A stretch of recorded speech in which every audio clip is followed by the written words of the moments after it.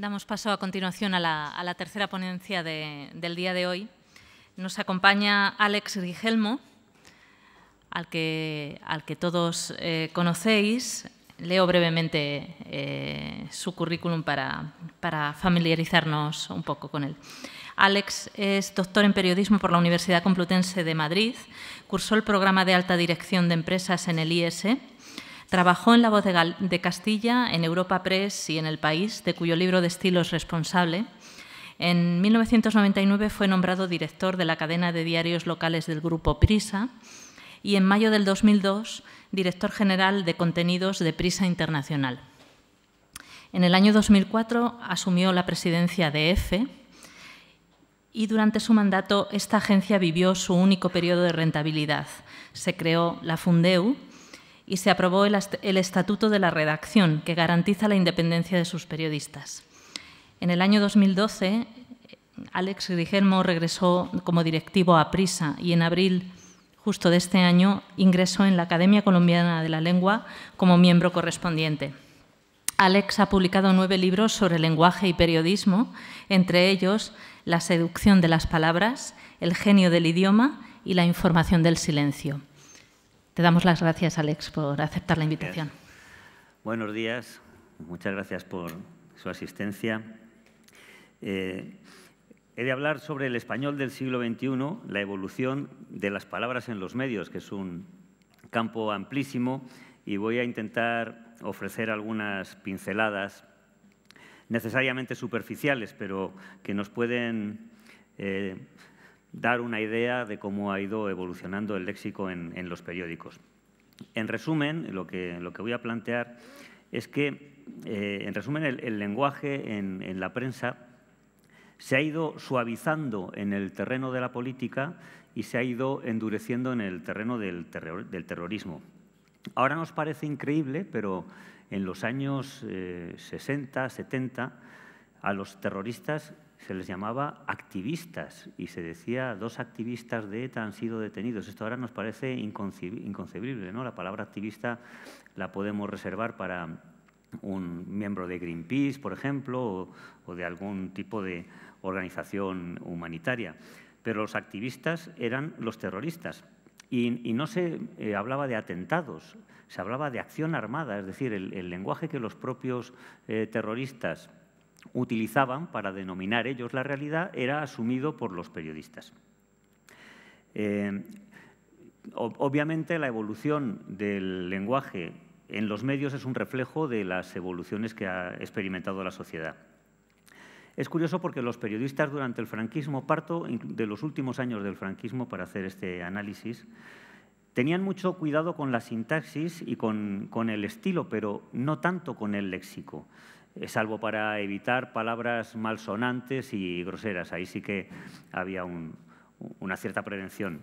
Pero no estaban entrenados para percibir la manipulación que se suele producir con las palabras, ni siquiera las manipulaciones contrarias al régimen o que no iban en la línea de las propias manipulaciones del régimen, ¿no? Empezando porque aquello se denominaba democracia orgánica. Es curioso encontrar titulares en los años 60 y 70 donde a los presos etarras se les denomina presos políticos, cosa que ahora choca con nuestra percepción de la realidad y que incluso se aplica de una manera manipulada, seguramente, al menos desde determinadas perspectivas, a los políticos presos catalanes, ¿no? Pues en un diario como El Arriba, que era el periódico del régimen, hablaba de presos políticos y de reagrupamiento, dispersión de presos políticos, de que en los últimos años de la transición habían salido tantos presos políticos de la cárcel. Era una expresión habitual que ahora nos parece muy sorprendente. Claro, entonces la palabra político no tenía el prestigio que ahora le damos, prestigio según se mire, ¿no? Pero la política no era prestigiosa. Hemos de recordar aquella frase de Franco que le recomendó, creo que fue a un ministro suyo, le decía, haga como yo, no se meta en política. Y la gente se declaraba apolítica porque eso la protegía de una sensación de estar metida en algo que no convenía. Yo soy apolítico, decía mucha gente. Entonces no se habían publicado todavía los libros de estilo, entonces los periódicos tenían un léxico un tanto desordenado en el que primaba la opinión de cada cual. No había una especie de intelectual colectivo que se mostrara a los lectores, sino que cada firma utilizaba el léxico que elegía. De hecho, por ejemplo, observé, repasando periódicos antiguos para preparar esta charla, en el Ya del 17 de junio de 1977, en una misma página, el nombre de Brezhnev, el entonces elegido presidente del Soviet Supremo, se escribía de 3 maneras distintas, en una misma página, terminada en F, terminada en V, la palabra terminada con ZH en lugar de Z solo, 3 maneras distintas de escribir Brezhnev en la misma página. Las mayúsculas no llevaban tildes, también porque había un cierto problema técnico para ello, y cualquier persona que se mencionaba en una información recibía el tratamiento de don o de doña o de señor o señora, don y doña si le seguía el nombre, y señor y señora si a continuación leíamos el apellido. Y esto servía tanto para un ministro como para un albañil, para una gran escritora como para una ama de casa. Ha sufrido un accidente doña fulanita de tal, etcétera, etcétera. Si examinamos los eufemismos, la evolución de los eufemismos, vemos que se confirma la teoría del dominó que expresó Bollinger en 1980, porque toda palabra eufemística termina siendo contaminada por la realidad que pretende evitar o esquivar. En los años 60, 70, 80 es frecuente encontrar en los periódicos términos como subnormal, cuando se habla, por ejemplo, sobre todo en la prensa local, que se ha promovido una colecta en favor de los subnormales. En el diario Ya encontré también este titular: Suárez, Adolfo Suárez, propone ayudas a los padres con hijos subnormales. Todo esto ahora nos resulta incómodo, por lo menos, ¿no? Y las propias asociaciones de padres de niños subnormales utilizaban, subnormales, estoy utilizando la palabra de la época, utilizaban ese nombre, se llamaban Aspanias, por ejemplo, Afanias, Asociación de Familias de Niños y Adultos Subnormales, Afanias, Asociación de Padres de Niños y Adultos Subnormales, Aspanias. Ahora, en ese nombre ya no es de padres, sino de padres y madres, y ya no se evita la palabra subnormal, con distintas posibilidades que utilizan las diferentes asociaciones, pero es curioso que se han mantenido las siglas. Es decir, se siguen llamando Afanias y Aspanias, y esa S procede del término subnormal que ha sido sustituido por otro, pero como la marca ha quedado en la memoria de la gente, siguen utilizando ese acrónimo. Claro, subnormal, entonces, funcionaba como eufemismo, porque lo que se pretendía evitar era el término mongólico. Esta es la teoría del dominó que se confirma, ¿no? Mongólico dejó paso a subnormal, subnormal dejó paso a deficiente mental a disminuido psíquico, y ahora lo que se prefiere es discapacitados psíquicos, que también terminará caducando en algún momento, porque la realidad que se pretende evitar acaba contaminando al término, puesto que la acaba designando, ¿no? Ya tenemos a las puertas afectados por el síndrome de Down, o personas con síndrome de Down, o simplemente un Down. Fulanito de tal ha tenido un Down o un hijo Down. Eso es por donde parece que va. Todo suena raro, suena mal, porque hay una realidad incómoda, y esa realidad incómoda acaba afectando al término. Vemos, por tanto, que ese efecto dominó se ha venido produciendo en la prensa durante estos años. Lo mismo sucede con una expresión como países subdesarrollados, que fue desapareciendo de los periódicos para dejar paso a países del tercer mundo. Lo de subdesarrollo pues también resultaba molesto, países del tercer mundo, pero este término dio lugar al adjetivo tercermundista, que enseguida adquirió un matiz peyorativo, con lo cual el tercer mundo también fue desapareciendo y ahora decimos países en vías de desarrollo, que quizá dure más tiempo porque ha ido evitando esas connotaciones peyorativas. Un recorrido similar se aprecia con el término lisiado, que ya codificó Covarrubias, pero que fue desapareciendo, y se empezó a hablar de impedido, que también es una palabra muy antigua en español, pero impedido dejó paso a minusválido. Por ejemplo, podíamos leer en un titular del diario Pueblo en el año 77, los minusválidos, otro tema marginado por los partidos. La Academia incorporó minusválido en 1984. Y minusválido dejó paso a disminuidos físicos. Es decir, tenemos primero lisiado, impedido, minusválido, disminuidos físicos, que entra en el diccionario Manuel en el 89. Y ahora ya decimos discapacitados físicos, que es el término que prefieren los libros de estilo porque es el que recomiendan las asociaciones de discapacitados físicos o psíquicos. Vemos entonces que la teoría del dominó se ha ido confirmando en algunos de estos ejemplos según los hemos ido viendo en los periódicos. También se han producido cambios en esta evolución que intento reflejar en las referencias a etnias.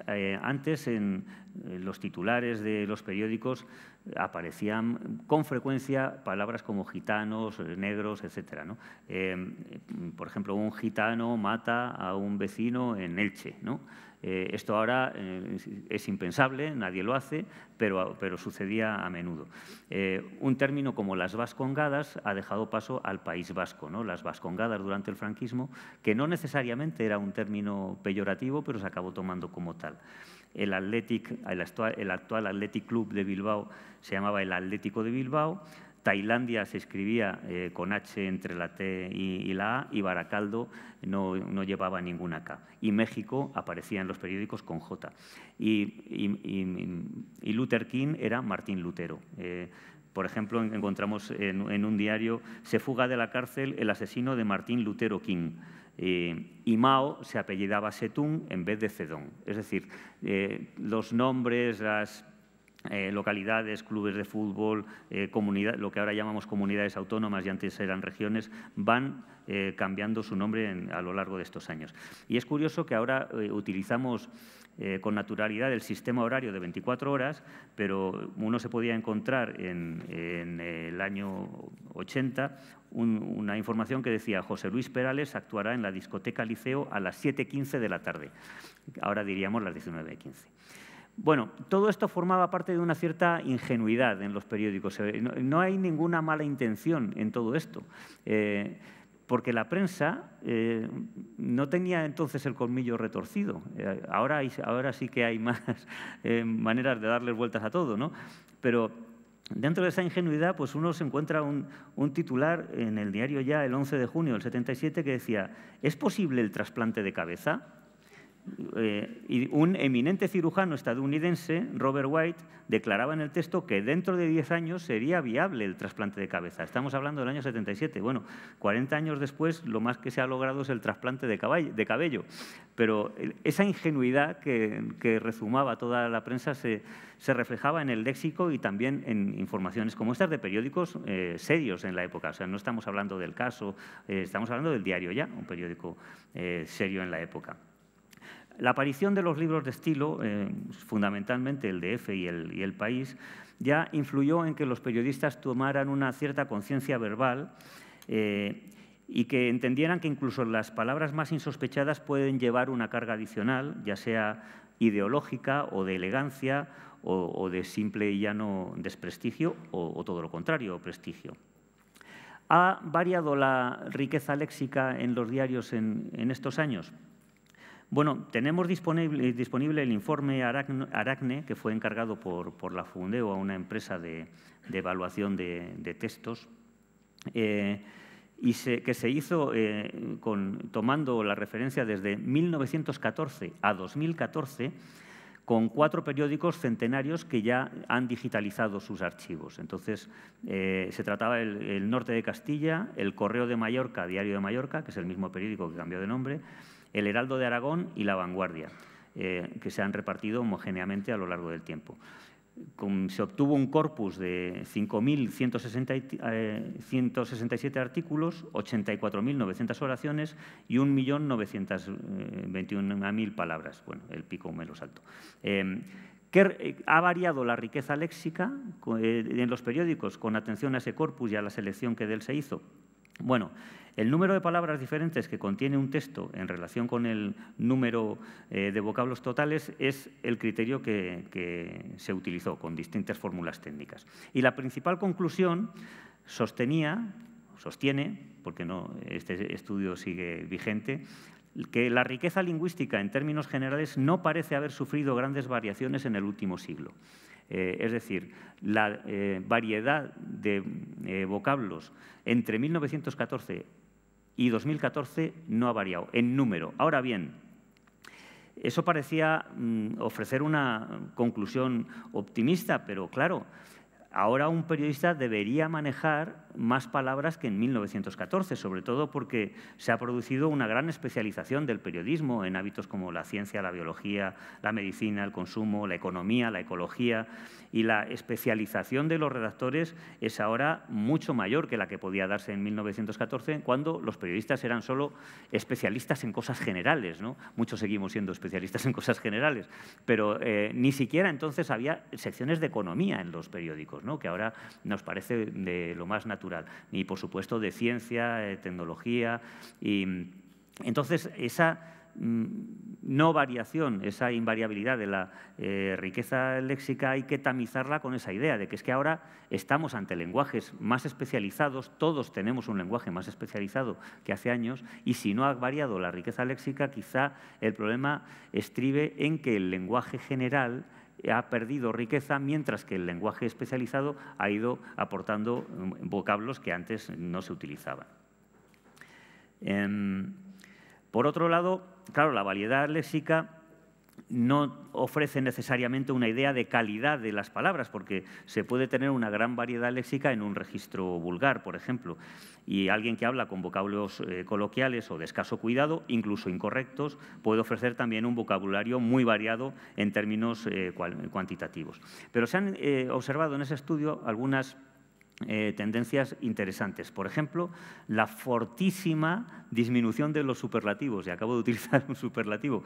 Los que se utilizan, los superlativos, concretamente los que terminan en ísimo, con el sufijo ísimo. Abundan en los primeros años del estudio, es decir, a principios del siglo XX, y van desapareciendo después, quizás para evitar la carga subjetiva que implican estos artículos, porque es curioso que percibimos, es una intuición, una opinión que se puede discutir, por supuesto, pero percibimos como más personal y más subjetivo el decir es prontísimo, que es decir muy pronto, que muy pronto, ¿no? Y claro, evitar esa carga subjetiva, sobre todo en una época en que los periódicos no eran interpretativos, los periódicos empiezan a ser interpretativos en los últimos 10-15 años. Hasta hace poco los periódicos eran sobre todo informativos, daban mucha información escueta. Los géneros periodísticos se pueden distinguir por la distinta presencia del yo del periodista en el texto. En la noticia tenemos una presencia cero, nunca la presencia es cero porque seleccionamos la realidad y tomamos unos elementos de ella y desechamos otros, la presencia nunca es cero, pero para entendernos podemos decir que la presencia del periodista es cero en la noticia, probablemente es 2 en el reportaje, es 3 en la crónica, es 4 en el análisis, es 5 en la crítica, y así hasta llegar al grado máximo que sea el editorial o el artículo, ¿no? El género periodístico define esa distinta presencia del yo del periodista en la información. Bueno, pues a principios de siglos los géneros como el análisis o la crítica estaban menos desarrollados que ahora. Sobre todo se trataba de periódicos informativos en los que abundaban muchísimas noticias de agencia. Pocos periódicos tenían corresponsales y las noticias de agencia eran muy de acta notarial, ¿no? Que reflejaban simplemente los hechos sin interpretarlos. Entonces, en ese marco es lógico que no se utilizaran adjetivos superlativos como los que estaba mencionando. Que ahora sí que empiezan a aparecer, ¿no? En ese estudio se nota esa evolución de la presencia de los superlativos. Otro aspecto interesante es la distinta presencia del subjuntivo. Tenemos mucha presencia de las formas en subjuntivo entre 1914 y 1923, pero luego cae durante 3 décadas, resurge en los años 50 y desde 1994 se ve un derrumbe. Ese mal uso del subjuntivo, ¿no? que vemos incluso en concordancias, si gana se pondría líder, en lugar de si ganase se pondría líder, o si gana se pondrá líder. Vemos muchas dudas con el subjuntivo y eso sí que nos permite suponer un cierto deterioro en la formación de los periodistas, ¿no? Si se usa menos el subjuntivo, yo sospecharía que tenemos un problema ahí. Y sobre todo viendo esta evolución, ¿no? Que está muy presente el subjuntivo entre 1914 y 1923, luego cae, resurge un poco en los años 50 y vuelve a caer desde 1994. De una tasa de 1000 subjuntivos por cada 100.000 palabras a principios del siglo XX, se pasó a una cota de entre 750 y 800 en los últimos 10 años del estudio, es decir, ya pasado el año 2000. De 1000 subjuntivos a 750 o 800. Por el contrario, sí que se ve por el contrario, no. Además, se ve una disminución de lo que mencionaba antes, los tratamientos de don, doña, señor y señora, de un valor de 500 por cada 100.000 palabras hace 100 años a un valor de 10 en 2014. Es decir, de 500, una presencia de 500 sobre 100.000, pasamos a 10. Y esos 10 seguramente tienen que ver con los tratamientos de la familia real, don Juan Carlos, doña Sofía, don Felipe, doña Cristina y después doña Leticia. Me ha interesado mucho la evolución del vocabulario del poder en estos años. Ya prescindo del informe Aracne. Y me remito a mi mera observación revisando periódicos en la hemeroteca. Una expresión, por ejemplo, estoy hablando del lenguaje del poder, como los poderes fácticos, pasa a denominarse agentes sociales. Y quizá debo hablar aquí, hacer un pequeño inciso para distinguir entre los eufemismos de significante y de significado. No voy a hablar de eufemismos, pero me viene bien para tratar lo que viene a continuación. Un eufemismo de significante consiste en decir, pues, le dio una patada en el trasero. Si digo le dio una patada en el trasero, todos sabemos dónde le está dando la patada a alguien, ¿no? No digo le dio una patada en el culo, pero la expresión le dio una patada en el culo significa lo mismo que le dio una patada en el trasero, simplemente cambia el significante. En cambio, si digo se reajustan las tarifas de los autobuses en Madrid, ahí ya no estoy cambiando el significante, estoy cambiando el significado. Es una trampa mayor, ¿no? Porque el reajuste evita, es decir, se suben las tarifas de los autobuses, ¿no? Y ahí sí que el eufemismo viene por vía de significado, no de significante. Bueno, pues pasamos de los poderes fácticos a agentes sociales y ahí hay un cambio no solo de significante, sino también de significado. Porque los poderes fácticos eran el ejército, la Iglesia y el gobierno y la administración, ¿no? Mientras que en los agentes sociales se incluye a los empresarios y a los sindicatos. Ya han desaparecido el ejército y la Iglesia, pero en los contextos en que antes se hablaba de poderes fácticos, ahora se habla de agentes sociales. Los empresarios son los únicos que se mantienen en los dos significados, en los poderes fácticos y en los agentes sociales. Un término como revolución ha desaparecido prácticamente de la prensa, salvo si va seguido del adjetivo tecnológica. Pero antes la palabra revolución, que estaba muy presente en la prensa de principios del siglo XX, casi ha desaparecido, salvo si se refiere a revoluciones sociales, revoluciones nunca políticas, sino tecnológicas, por ejemplo, ¿no? De revolución se pasó a reforma y de reforma a cambio, alentada esta palabra por la campaña electoral del PSOE en 1982. Una expresión, una locución como lucha de clases ha terminado siendo igualdad social. No se busca, no se da la lucha de clases, se busca la igualdad social. Y esto les va a sonar a casi todos ustedes mucho porque se dejó de llamar el parte a los informativos de Radio Nacional, sobre todo a partir de que en 1977 dejase de ser obligatorio que todas las emisoras conectaran con Radio Nacional para ofrecer la información, porque para los jóvenes de la sala, hasta 1977 todas las emisoras ofrecían el mismo informativo de radio, que era el de Radio Nacional, la radio y también la televisión oficial entonces, ahora pública, pero entonces oficial. El término comunismo ofrece una presencia abrumadora en los años 50 del siglo XX, pero va desapareciendo en las décadas siguientes y su espacio lo irá ocupando paulatinamente la palabra socialismo. Patrón y patronos, con la connotación de señoritos que explotan a los obreros, dejan paso a empresarios, empleadores y, más recientemente, emprendedores, también en esa sucesión de tipo dominó. Una expresión como el capital, que era peyorativa porque se refería a intereses contrarios a los trabajadores, esto es el poder del capital, el manejo del capital. Bueno, ahora decimos la propiedad o la empresa, ¿no? El capital quiere que suceda esta cosa, ahora decimos los propietarios, las empresas, los empresarios.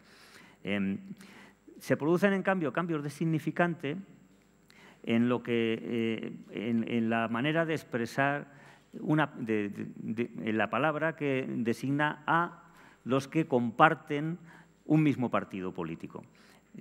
Se decía camarada y este término era utilizado tanto por los comunistas como por los falangistas, tanto a la izquierda como a la derecha. Ya nadie dice camarada para referirse a un compañero de partido, se dice efectivamente compañero o correligionario. También se ha producido una comunión entre distintas tendencias para utilizar las mismas palabras. Antes la izquierda hablaba de los proletarios, la clase obrera o la clase trabajadora. Para la derecha eran los productores. Pero ahora todos se han unido en términos como los asalariados, los empleados y los trabajadores y las trabajadoras. También se ha producido una cierta tecnificación en esas palabras que van siendo asumidas por todas las ideologías. Un caso es población activa, ¿no? Ya ni los asalariados, los empleados, los trabajadores, la población activa, que es una suerte de tecnicismo. Lo mismo ha sucedido en los conflictos laborales. De despidos colectivos o despidos en masa hemos pasado a expediente de regulación de empleo, también una manera de tecnificar el lenguaje. Y de ese término, o de esas siglas, ha desaparecido la idea del despido. Expediente de regulación de empleo. Pero si estamos hablando de despidos, pero la palabra despido no figura ahí. De hecho, el propio término despidos se ha ido reemplazando por alternativas como rescisiones de contratos, ajustes de plantilla o desempleados, que son pronunciadas incluso por los sindicalistas. Es decir, los sindicalistas han caído en esta trampa o en esta maniobra de utilizar el lenguaje común en lugar de tener un lenguaje propio para designar ese tipo de realidades. La palabra huelga ha ido disminuyendo también en su presencia en los medios. Durante el franquismo era una palabra proscrita, como mucho se decía paros, se hablaba de huelgas que ocurrían en el extranjero, por supuesto, pero no en España.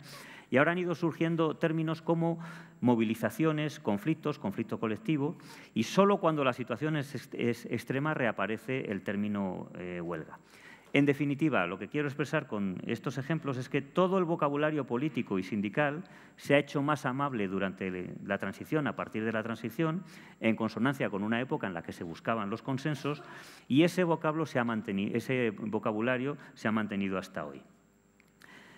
Lo mismo ha ocurrido en el léxico interno de los partidos, porque las diferencias dentro de una misma organización, las personas que se organizaban en una disidencia se llamaban ciertamente disidentes, pero también tendencias, y ahora en lugar de tendencias decimos corrientes, pero la palabra corriente ha ido dejando paso a distintas familias.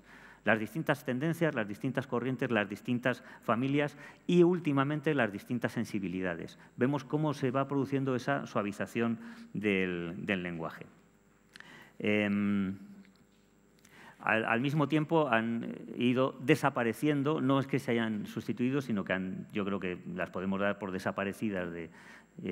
Bueno, sí, una cierta sustitución se puede haber dado, ¿no? Palabras como la oligarquía, la burguesía, ya raramente aparecen en el léxico de los periódicos en las informaciones políticas. La aparición del partido Podemos sí que ha producido, en cambio, una reconducción de esa tendencia, porque las expresiones despectivas que servían para nombrar al adversario ya hemos visto que se han ido dulcificando. Sin embargo, ahora con el léxico de Podemos reaparecen expresiones como el régimen del 78, con la connotación de la palabra régimen, que durante muchos años se asoció con el franquismo, o sea, el régimen por antonomasia era el régimen de Franco, y al aplicar la palabra régimen a la Constitución del 78 se le está dando un tinte peyorativo. El régimen del 78, el bloque monárquico, la casta o los ricos que figuran en el lenguaje de Podemos y que se oponen al sentido meliorativo y propio de una expresión como la gente. O sea, la gente contra la casta, la gente contra la oligarquía, contra el régimen del 78, contra el bloque monárquico, contra los ricos.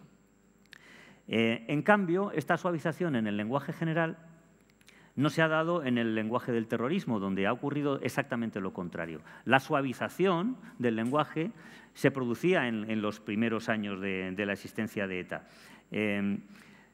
Mencionaba antes el término activistas, pero también lucha armada. Es que los periódicos hablaban de lucha armada como lenguaje asumido por los propios periodistas, no atribuido a ETA, a un comunicado, un entrecomillado, a un dirigente nacionalista quizá. No, los propios periodistas asumían ese lenguaje cuando hablaban ellos, cuando escribían ellos. Entonces, los activistas de la lucha armada pasaron a llamarse los terroristas que practican terrorismo. Y era muy habitual en los años 70 y 80 una expresión como refugiados vascos para referirse a los etarras, a los miembros de ETA, que estaban en Francia. Se les llamaba refugiados. Ahora la palabra refugiados pues la aplicamos a alguien que huye de la guerra, del hambre, de una dictadura, pero los refugiados vascos no huían ni del hambre, ni de una guerra, ni de una dictadura. Estamos hablando ya de los años de la democracia. Y, sin embargo, se llamaron durante mucho tiempo refugiados vascos hasta que dimos en la flor, hasta que dimos en la solución de llamarlos fugitivos vascos. En esto hubo una gran contribución de las agencias internacionales, que siempre han sido muy renuentes a utilizar palabras que descalifican. Y ellas efectivamente hablaban de activistas, siguieron muchos años utilizando estos términos, acción armada, etcétera. No hablaban de asesinatos, hablaban de atentados, porque las agencias internacionales procuran no juzgar con palabras lo que narran. Para nosotros, en cambio, llegó un momento en que los asesinatos había que llamarlos asesinatos, porque antes se decía fulano de tal resultó muerto en un atentado. 2 personas resultaron muertas al estallar una bomba. Ahora ya hablamos de atentado como mínimo y 2 personas fueron asesinadas por ETA, si sabíamos que se trataba de ETA o ahora por algún movimiento yihadista, pero ya dejamos de hablar de ejecuciones, por ejemplo, que formaba parte del lenguaje de los terroristas y durante muchos años formó parte también del léxico de los periodistas. Fulano de tal ha sido ejecutado, un rehén ha sido ejecutado. Miguel Ángel Blanco en algunos periódicos fue ejecutado. No fue ejecutado, fue asesinado. La ejecución remite a la existencia de una sentencia previa que se ejecuta. Una sentencia, hay pena de muerte en muchos países, yo estoy en contra de la pena de muerte, pero hemos de saber diferenciar cuando se da una ejecución después de un juicio con abogados y posibilidad de defensa y cuando se da la llamada ejecución, entre comillas, que deciden los terroristas. Los rehenes eran llamados prisioneros y la extorsión económica o el chantaje se llamaba impuesto revolucionario, porque la palabra impuesto daba idea de que uno tiene a su disposición los recursos de un Estado, que era lo que pretendía ETA con su lenguaje que intentaba extraer términos del léxico militar y del léxico de la administración, como la palabra impuesto. Bueno, este proceso se desarrolló muy lentamente en todos esos años. En estos años también se ha producido un aumento notable de los anglicismos, y no dispongo de estadísticas, sino de la mera observación. Y es curioso que en algunos ámbitos se han ido traduciendo y en otros han ido apareciendo nuevos. Por ejemplo, en el fútbol y en el tenis han ido desapareciendo los anglicismos. Ya no decimos game, sino juego. Set convive con manga. Match ball es bola de partido. Lob es globo. Smash es mate. Passing shot es paralelo, cruzado. Drive.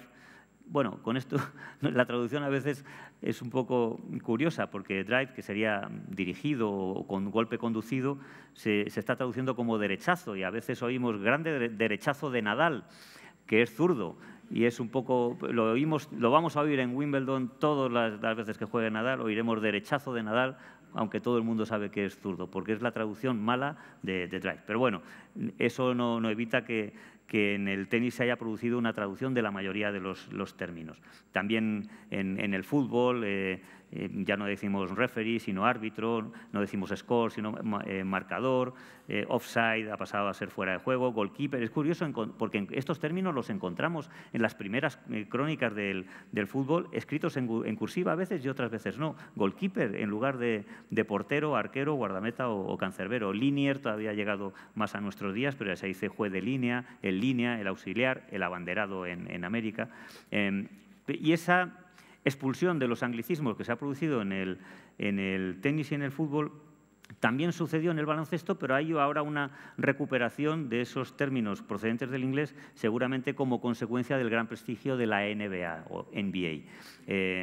Cuando teníamos el baloncesto era algún fenómeno autóctono que nosotros manejábamos, utilizábamos términos en español. Y ahora, por la influencia de la NBA, pues ya decimos rookies, draft, se habla de defender a un contrario, una cosa un poco extraña, y por supuesto ganar de. Bueno, en el automovilismo, en cambio, los anglicismos no tienen traducción en las crónicas y en los comentarios y en la terminología de los periódicos. Es curioso porque en el automovilismo podían haber seguido los periodistas de esta especialidad el ejemplo de Joaquim María Pujal, que en un momento determinado tuvo que narrar en catalán los partidos de fútbol y construyó un léxico del fútbol en catalán. Estos comentaristas de automovilismo podían haber construido un léxico del automovilismo en español, pero renunciaron a hacerlo. Pujal, que en el año 76, en lugar de… Claro, la gente cuando hablaba catalán utilizaba términos del castellano para referirse a determinadas acciones del fútbol, por ejemplo, cañonazo. Pero Pujal, en lugar de cañonazo, decía gardela o cacau. En lugar de camisetes o camisetas, decía samarretas o samarretes. Escogió yespa en lugar de césped, vestidor en lugar de el calco vestuari y davanter en lugar de delanter. Es decir, él construyó con los propios recursos del catalán esas alternativas. En cambio, ahora en automovilismo oímos continuamente pit lane, slicks, boxes, graining y otros anglicismos que tienen perfecta traducción, pero los periodistas han renunciado a hacerla. Se va acabando el tiempo, así que me voy a referir a cuestiones relacionadas con Internet y las redes sociales y a algunos fenómenos muy específicos. Las redes son una expresión oral puesta por escrito y todos utilizamos el lenguaje coloquial cuando enviamos mensajes de móvil o de correo electrónico, y es curioso que eso ha afectado también al lenguaje periodístico. Por ejemplo, hace poco vi en El País, en un artículo, el 29 de enero de 2018, que un articulista decía «vale».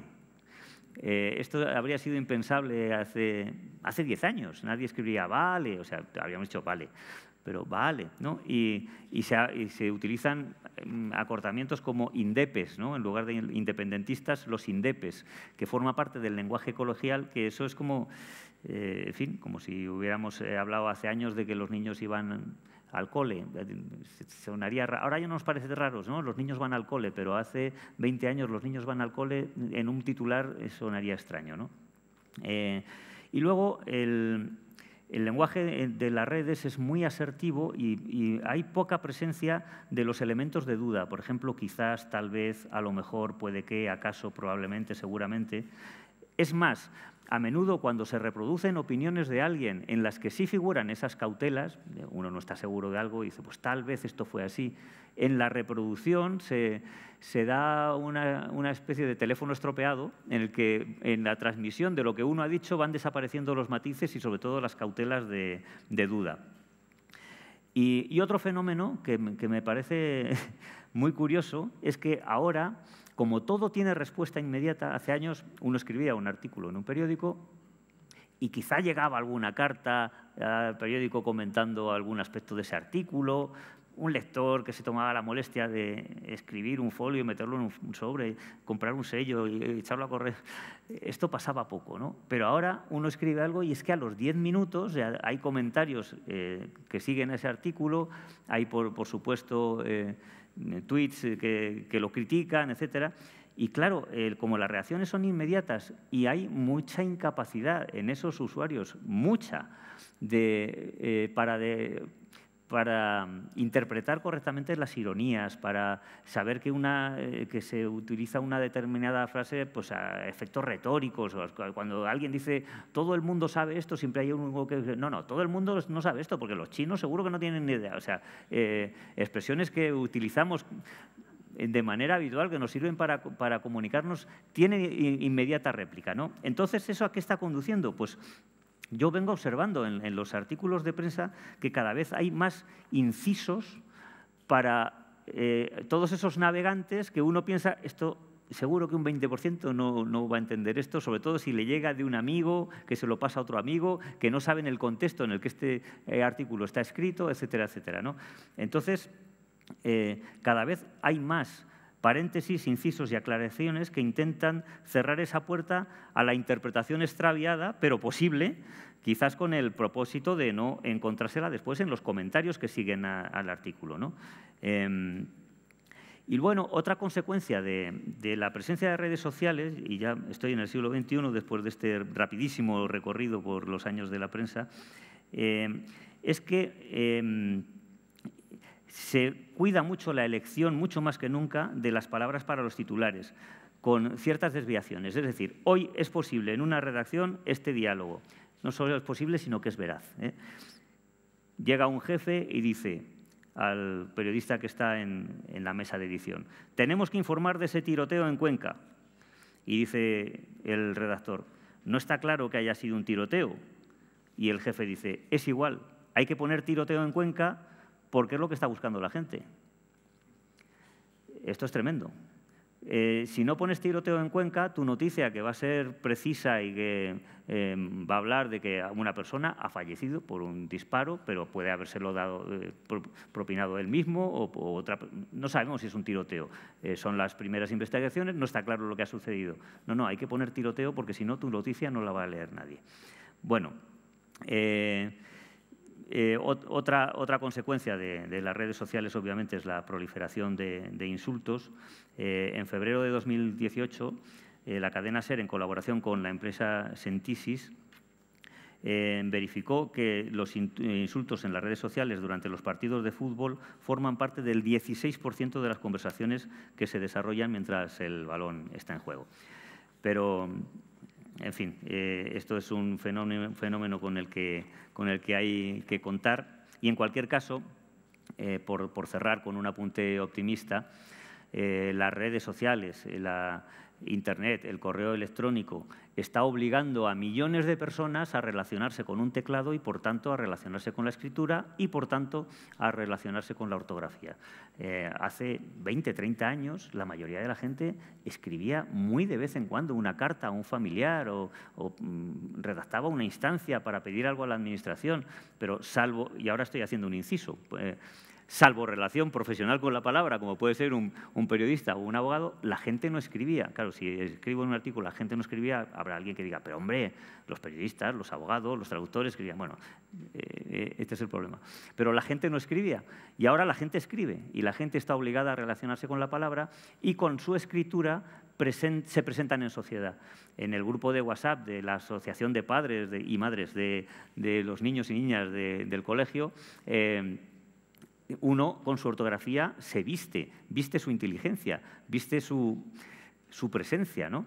Y entonces esa obligación de relacionarnos con un teclado y con la escritura es muy positiva porque probablemente nos obliga a reflexionar sobre el lenguaje y eso siempre es bueno porque la reflexión sobre el lenguaje seguramente nos enriquece y nos da más capacidad para utilizar un léxico rico, porque nos obliga a pensar sobre las palabras y a absorber las palabras que vemos en nuestro entorno cuando leemos, incluso cuando leemos los mensajes de los demás, y por tanto nos faculta para tener una mayor capacidad de convencer.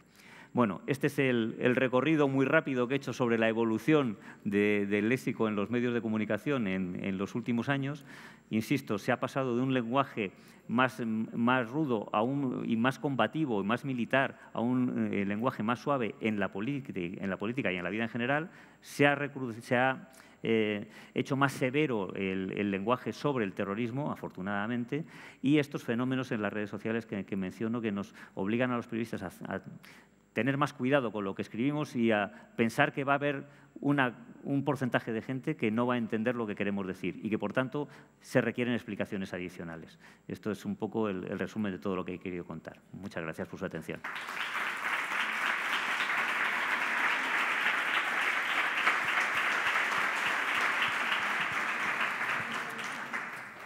Muchas gracias, Alex. Abrimos turno de preguntas o participación del público, si alguien tiene alguna sugerencia o comentario.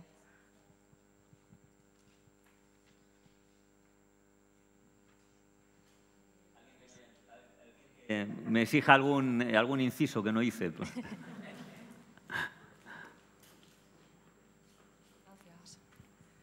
Pues gracias, señor Rigelmo, por su intervención, con todos los ejemplos prácticos que nos ha puesto.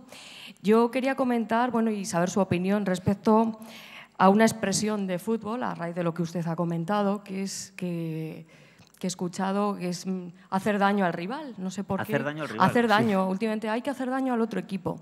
Sí. De tal manera que he escuchado un anuncio, que también lo ha recogido, de algún medicamento que dice haz daño al dolor, que ya es como, me parece un poco disparate ya. Sí. Y eso es no quiero enrollarme demasiado, eso es una de las expresiones que le quería consultar.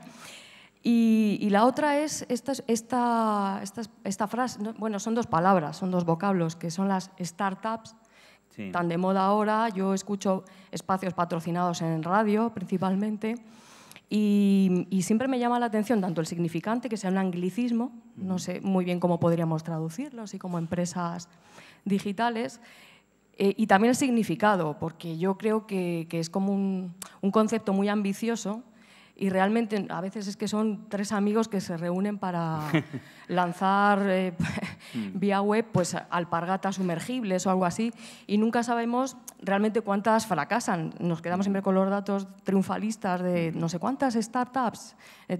Y me llama la atención porque el término ya de por sí siempre me choca, que no encontremos una traducción en castellano quizás para poder, no sé, contextualizarlas un poco más. Sí. Pues esas dos cositas. Gracias. Sobre hacer daño, el lenguaje del fútbol está lleno de términos relativos a la guerra y a los ejércitos, ¿no? Para empezar por la propia palabra disparo, cañonazo, se bombean balones, incluso los propios motes de algunos jugadores, ¿no? Un cañoncito, pum, se llamaba Puskás, o la saeta a Di Stéfano, o torpedo Müller. En fin, hay una cierta comparación del fútbol con la guerra, ¿no? Y lo de hacer daño forma parte de ese hacer daño al rival, que eso quizá viene más del bosgeo, ¿no? Hay que hacer daño, hay que golpear, hacer daño al contrario. En ciertos ámbitos del periodismo deportivo se está tomando conciencia de eso y se intentan evitar esas palabras que tienen que ver con la violencia. Incluso se dice muchas veces, ha tenido que hacer esa falta. Hombre, ha tenido que hacer esa falta, no es obligatorio hacer faltas, ¿no? Ha tenido que hacer esa falta para evitar el contraataque. Bueno, podía haberlo evitado quitando el balón limpiamente, ¿no? Empieza a haber un poco de conciencia con eso, pero realmente el léxico del deporte y el léxico militar tienen mucha proximidad. Sobre startups, a mí, claro, como periodista y como persona del mundo de la comunicación, me parece un fracaso utilizar palabras que una generalidad de los lectores no van a entender. Si dices startups en un medio especializado, bueno, si tu público va a entender eso, pero en un medio generalista, claro, yo cuando reprocho eso a los compañeros de economía, a veces me dicen, no, pero es que la gente que lee economía ya sabe esto. No, perdona, el que lee economía es el mismo que lee deporte y el mismo que lee cultura y el mismo que lee política. O sea, no le puedes pedir a un lector que conozca todos los léxicos especializados de cada sección, ¿no? Si quieres usar startup, pues bueno, pues úsalo, pero explícalo, ¿no? La traducción, bueno, startups es algo que emerge, que fluye hacia arriba, ¿no? Pues sería emergentes, empresas emergentes, y podría ser un adjetivo que termina siendo nombre, ¿no? Como pues, tantos otros, ¿no? Pues las emergentes, si quisiéramos. Lo que pasa es que ahí hace falta un poco de valor para que el periodista utilice eso, porque esto es un cambio en la profesión. Podía haberlo reflejado. Hace años el periodista quería estar en la vanguardia de las cosas. Yo recuerdo cuando en El País empezamos a decir clubes, por ejemplo, en lugar de clubs, pues nos sentíamos importantes, porque estábamos... todos decían clubs, pero nosotros vamos a decir clubes porque estamos en la vanguardia y vamos a influir y vamos a hacer que tenga un plural morfológicamente adecuado, ¿no?, al español. O cuando utilizábamos la transliteración de nombres árabes con atención a la fonética del castellano, decíamos, pues estamos poniendo Yasser en lugar de Yasir Arafat. No, estamos en la vanguardia, ¿no? Ahora sucede todo lo contrario. Cuando le dices a un periodista, ¿pero por qué no pones esto? Falta personalidad. Dicen, no, porque todo el mundo lo pone así. Bueno, pero todo el mundo lo pone así. ¿Tú no quieres estar un poco al frente de este proceso de castellanizar el léxico? No. Entonces, claro, startups. Bueno, hace 30 años toda la redacción del País y de cualquier otro periódico estaría feliz de encontrar un equivalente y utilizarlo. Esto es lo que ha cambiado en el periodismo también, ¿eh? Hay más rebaño. Sí, otra pregunta tenemos por ahí.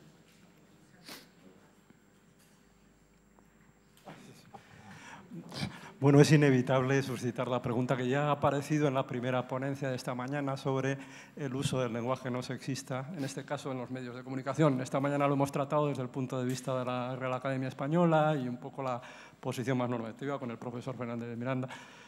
Pero yo quería preguntar, en el caso de, por ejemplo, los libros de estilo de los diarios importantes, ¿hay un tratamiento específico o unas orientaciones sobre el uso del lenguaje no sexista? ¿Hay unos criterios?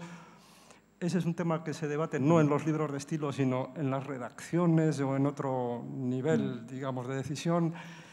¿En qué medida piensa que también está evolucionando el español en este tema? ¿Hacia dónde vamos? Es decir, ¿esto es un fenómeno que va a aumentar en influencia el uso de determinados recursos del lenguaje no sexista o no?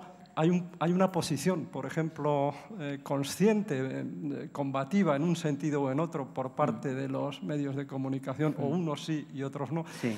¿Cómo está este mundo en los medios de comunicación? Que yo sepa, en los libros de estilo no hay un apartado específico, sino que hay distintas soluciones con intención no sexista en determinadas palabras. Por ejemplo, en el libro de estilo del País se recomienda la palabra esposa frente a mujer, ¿no? O sea, decir mi esposa en lugar de mi mujer. Por la sencilla razón, es una cuestión de estilo, no de norma, ni de lengua, ni de gramática, nada. El estilo que un medio se da a sí mismo. O sea, dentro de una serie de opciones posibles, elegimos esta porque nos gusta más, punto. Se debería decir en el País mi esposa en lugar de mi mujer, porque no existe el equivalente mi hombre en castellano, en catalán sí.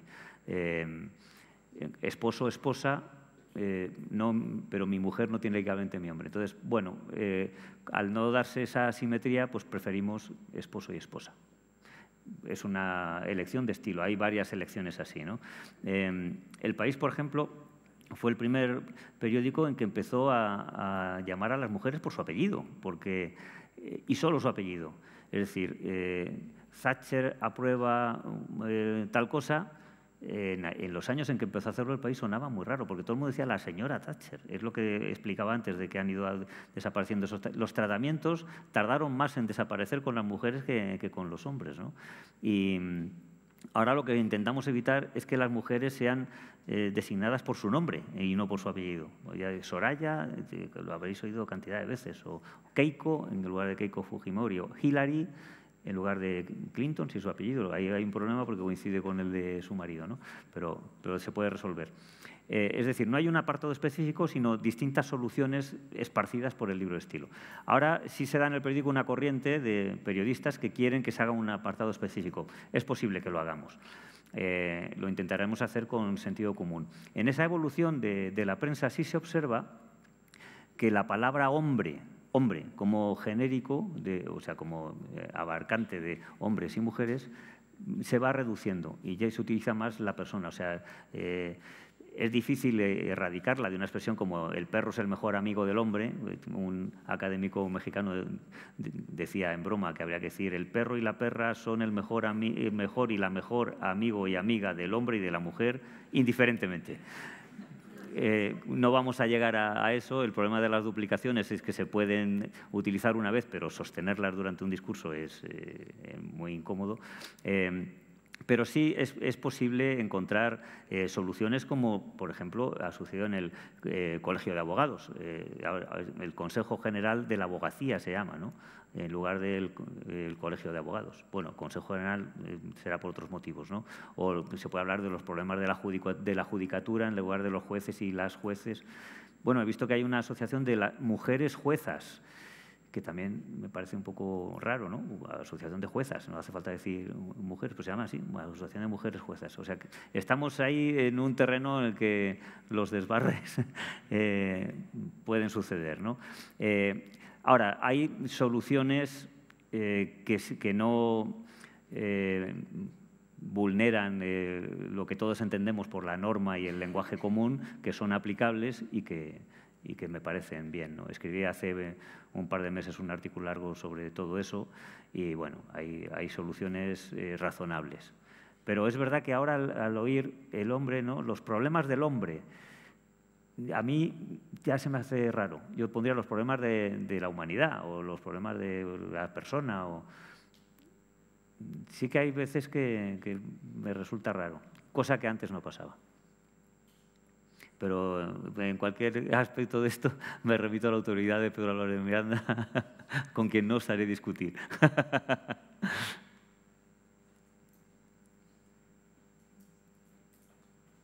¿Más preguntas? ¿No? Bueno, pues agradecemos nuevamente a Alex su participación y os emplazamos a todos a las 4 de la tarde. Nos vemos. Gracias.